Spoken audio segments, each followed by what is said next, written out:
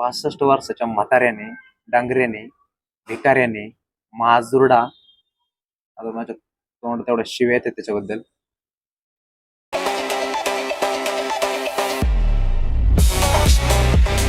Morning मित्रांनो, शुभ सकाळ. स्वागत तुमचं आपल्या युट्यूबच्या नवीन ब्लॉगमध्ये, नवीन व्हिडिओमध्ये. आणि आता आपण आलोय इकडे आपल्या पुण्याला. 2-4 दिवस मस्त मजेत गेले तिकडे गावाकडे. काय टेन्शन नाही ड्युटीचं, काय नाही. एकदम निवांत मस्त उठायचं, नाश्ता वगैरे करायचा, मजा करायची, कपडे घालायचे, नवीन कपडे घालायचे, फंक्शन अटेंड करायचे, सगळे चालू होतं. तर आता आलोय बॅक ऑन ड्युटी. आज आपल्याला नाईट ड्युटी आहे. आणि आता मी डायरेक्ट किती वाजता उठलोय माहिती का? 12 वाजलेत. 12 नाश्त्याला वगैरे उठलो मध्ये, पण काही शूट नाही केलं. तर आता थोडं फ्रेश वगैरे होऊ आणि आता जेवण करायचा टाइम झालाय. भूक पण लागली आहे, तर जेवण वगैरे करू आणि बघू आता कुठं जायचा प्लॅन बनतोय का काही, नाही का? आता तुम्ही पण माझे व्हिडिओ बघून बोर होऊन जासाल. रोज तेच दाखवते, तेच ड्युटी, तेच वर्कआउट, तेच हे. तर थोडं चेंज म्हणून काहीतरी सिरीज वगैरे चालू करायला पाहिजे. येतं ते माझ्या डोक्यात बऱ्याचशा कल्पना. बघू आयडिया कितपर्यंत स्प्रेड होतात ते. तर आता सध्या जाऊया जेवायला. सगळे व्हिडिओ बघा तुम्ही. ते सांगायचं राहिलं, नवीन व्हिडिओ अपलोड केले ते इंस्टावर नाही केले अजून, युट्यूबला केले ते शॉर्ट्स. आणि युट्यूबचे ब्लॉग पण बघा, खूप छान बनवलेत. आणि ते तुम्हाला उन्हाळा चालू झालाय माहितीच आहे. किती आंबे पडतात ते खाली बघा रोज, कुठून पार. आणि पिकलेले आहे सगळ्या. मी अजून टेस्ट नाही केली. बघू, इथे कोपऱ्यात एक आंबा दिसतोय पडलेला, पाड दिसते ते मला. हे सगळे खूप सारं नुकसान होते. बघू आपण. आणि वरती पण आहे ना, झाडाला आंबे लागलेले, त्या झाडाचे येते टेरेस वरून इझिली आपल्याला घेऊ शकतो. पण आहे ना, उन्हाळ्यात ह्या जेव्हा कैऱ्या होत्या ना, तेव्हा एवढ्या आंबट होत्या, एवढ्या आंबट म्हणजे ना सांगू शकत नाही. आता बघू टेस्ट करून कशा आहे नाही का याची टेस्ट आंब्याची. इकडे समोरचे लोक पोरं काढतात ते, एकदम स्ट्रेस हे करून काढतात ते बघा. इथं पत्र्यावर चढलेत, काही करू शकतात आंब्यासाठी. मित्रांनो, फायनली आता आपण रेडी झालो नाईटला जायला. दिवसभर तर काही इथं रूमवर झोपा काढला, इथं याच बेडवर पडलेलो होतो. काही रील्स पण नाही टाकली इंस्टाला काही, पण जस्ट आज 7 झालेत. पण म्हटलं ते न्यूज जरा जास्तच होती म्हणून जरा बोलावं म्हटलं. जास्तच व्हायरल होतं ते न्यूज. खरंच आहे, 4 वर्षाची मुलगी आणि 65 वर्षाचा म्हातारा. बेंच त्याला काय शिवाय येतात माहिती होणार डायरेक्ट.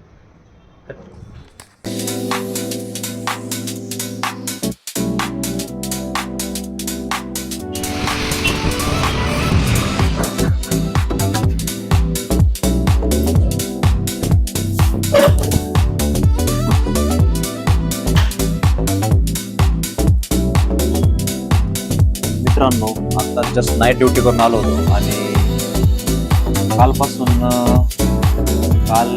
एक न्यूज आहे ना, सगळीकडे ऐकायला भेटत असं तुम्हाला, की एका 4 वर्षाच्या चिमुरडीवर बलात्कार केला, त्याचा खून करण्यात आला. म्हणजे कधी कधी असं वाटतं की खरंच आहे का? म्हणजे आपण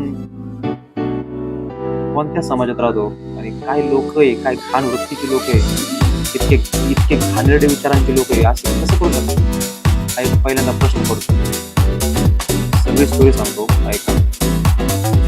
नसरापूर गाव आहे पुण्याच्या कात्रज साईडला. तुम्ही बाहेर गेल्यावर वर तालुक्यात नसरापूर म्हणून गाव आहे. तिथे 65 वर्षाच्या म्हाताऱ्याने, डांगऱ्याने, भिकाऱ्याने, माजुरडा, तेवढं शिव्या येतात त्याच्याबद्दल. त्या म्हाताऱ्याने 4 वर्षाच्या मुलीवर ज्या घराच्या बाजूलाच असणाऱ्या गोठ्यामध्ये नेऊन तिच्यावर अत्याचार केला. काय काय आता ते बातम्यावाले पण सांगू शकत नाही, एवढं घाण कृत्य केलं त्याच्यासोबत. आणि एवढं केलं तर केलं, वरून तिला दगडाने ठेचून मारले. आणि कोणाला पुरावा तिचा हाती नाही लागू म्हणून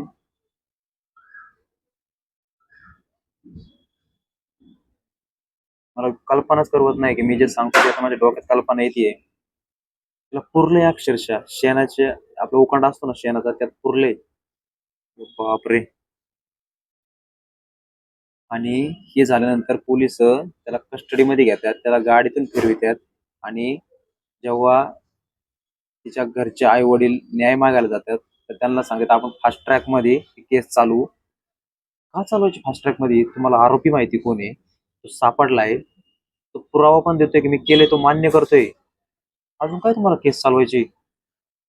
तर मला समजत नाही राजकारण्यांचं. म्हणजे मान्य आहे, लोकशाही आहे. अरे पण तू मान्य करतोय ना त्याचा आरोप, द्या ना फाशी लगेच दुसऱ्या तिसऱ्या दिवशी. काय ते तुम्ही आई वडिलांची हे बघताय की बाबा त्यांना रस्ता रोको करावा लागतोय, त्याच्यामुळे सुद्धा किती अँब्युलन्स अडकतील याचा तुम्ही विचार केलाय का? सरकारला काही घेणं देणं नाही सामान्य लोकांचं काय होईल काय नाही. त्यांना फक्त याच्या मागं राजकारण साधायचंय. काही लोक तर त्यांना अडवत होते त्याच्या घरच्यांना की तुम्ही रस्ता रोको करा, हे करा ते करा, पण हे करून काय साध्य होणार आहे? ठीक आहे, लोक जागे होतील, सरकार जागे होईल, थोडं फास्ट काहीतरी प्रोसेस होईल. सरकारला पण माहिती ना, आणि तो त्या म्हाताऱ्याची पहिलीच वेळ नाहीये. त्या डांगरेंनी पहिले त्याच्या चुलत भावाच्या पोरीसोबत पण अत्याचार केले आणि तो कोर्टात होता, त्याला बेलवर बाहेर काढले. म्हणजे त्याला जबाबदार कोण? म्हणजे तुम्हाला पाहायचं होतं का? ती एक म्हण आहे ना, काय त्या म्हणीचं नाव बरं? तुला माहिती विष विषाने मारणारी माणसं, मग आपण विष पिऊन बघतो का? विषयाची परीक्षा घेतो का? असं वाटलं त्याला तुम्ही तेव्हाच का नाही फाशी शिक्षा दिली? जोपर्यंत तुम्ही एखाद्यावर कठोर शिक्षा करणार नाही तोपर्यंत हे जे मोकाट सुटलेले जनावर आहे त्यांच्यावर आळ बसणार नाही. हे हे घाबरणार नाही का कोणते कृत्य करायला? हे असे घाण प्रवृत्तीचे लोक असतात समाजात, त्यांना काही घेणं नसतं, त्यांचा विचार फक्त ठरलेला असतो, त्यांना त्यांचं साध्य करायचं. त्यांना माणूस कळत नाही, त्यांना जीव कळत नाही, त्यांना काहीच कळत नाही की सिच्युएशन काय आहे. एकदम बेकार लोक आहे. मग कधी कधी विचार येतो, महाराज पुन्हा जन्माला यावे का? खरंच महाराजांची पुन्हा गरज आहे का? काय महाराष्ट्र होता आपल्या छत्रपतींचा, आणि आत्ताच्या राजकारण्यांनी, लांडग्या राजकारण्यांनी काय करून ठेवलंय? त्या मुलीला न्याय तर मिळणारच, त्याशिवाय काय त्यांचे घरचे ना समाज ना कोणीच कोणीच गप्प बसणार नाहीये. पण विचार येतो एक, खरंच आपण बदललोय? AI आले, कम्प्युटर आले, सगळे एकदम फास्ट झाले. माणसांची विचारधारा, त्यांच्यावर झालेले संस्कार, लहानपणी कुठेतरी संस्कार कमी पडतात एक आई वडिलांकडून. आता तेच म्हणावं लागेल ना. तर 65 वर्षाचा म्हातारा 4 वर्षाच्या मुलीसोबत असं करतोय, म्हणजे काही त्याला कळलं नाही का त्याची नात नात असू शकते घरी? म्हणजे हे जे सायकोलॉजिकल डिफेक्टिव्ह म्हणतो ना आपण, त्यांची सायकोलॉजीच एकदम भंगार आहे. पागल लाव. आता माझ्या तोंडात तेवढं घाण शिव्या येतात ना. मी नाईट ड्युटी करून आलोय, मला याच्यावर बोलायचं होतं, मला टाइम नव्हता भेटत. आत्ता आत्ता मी बोलतोय, मला झोपायचंय, मला ड्युटी सुद्धा बिझी गेली आहे, पण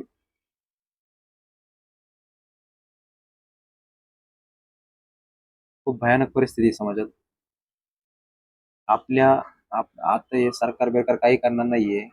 आपल्या मुलांची, आपल्या आपल्या जवळच्या लहान मुलांची, सगळ्या मुलींची आपली जबाबदारी आहे की आपण त्यांचं संरक्षण करायचं आहे. आता त्यांच्यावर चांगले संस्कार केले पाहिजे. त्यांना सांगितलं पाहिजे की असे जे तुम्हाला गोड बोलून काही खायला घेऊन देऊन मिठी मारून कुठे घेऊन जातील तर त्यांच्यापासून दूर राहा. या सगळ्या गोष्टी आपल्याला शिकवाव्या लागणार आहे, तर कुठं जाऊन काहीतरी हे होईल. हे नाही काय करणार, या भारतात पॉसिबलच नाहीये. हे फक्त कारण देणार आपली लोकशाही, आपल्याला ह्या पद्धतीने जावं लागेल, आपल्याला ह्या ट्रॅकवर जावं लागेल, त्यानुसारच आपल्याला कोर्टात तुम्हाला अपील करावं लागेल, हे ते ते ते करून करून कंटाळतो माणूस, सामान्य माणूस कंटाळतो. किती दिवस तुम्ही प्रशासनासोबत लढणार आहे? किती दिवस त्यांच्या फेऱ्या मारणार आहे? किती दिवस पोलीस स्टेशनला जाणार आहे? किती दिवस कोर्टात जाणार आहे?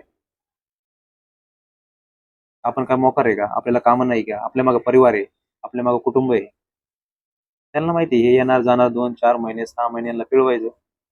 आरोपी मोकाट, न्याय ते भेटला नाही.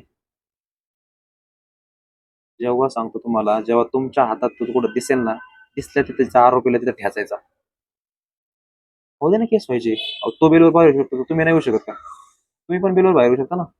त्यांनी तुमच्यासोबत वाईट केले ना, तुम्ही पण त्यांच्यासोबत तसंच करायचं.